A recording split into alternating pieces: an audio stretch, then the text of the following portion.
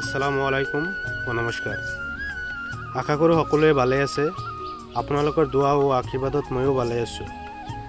আজি আমি কেইজনমান বন্ধুৱে মিলি বৰপেটা জিলা আয়ুক্তৰ কাৰ্যালয়ত জিলা আয়ুক্তক লগ কৰিবলৈ আহিছিলোঁ কিবা এটা বিশেষ কামৰ বাবে, কিন্তু অতিমাত্ৰা গৰমৰ বাবে আমি জিলা আয়ুক্ত নথকাৰ ফলত আমি আহিলোঁ জিলা আয়ুক্ত কাৰ্যালয়ৰ লগতে লাগি থকা মিলেনিয়াম পাৰ্কত।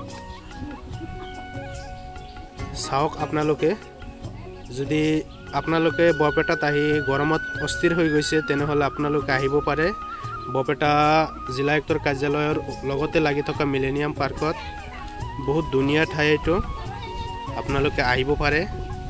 চাৰিওফালে গছ গছনিৰে ভৰা আৰু ইমান গৰমো নাই ইয়াত।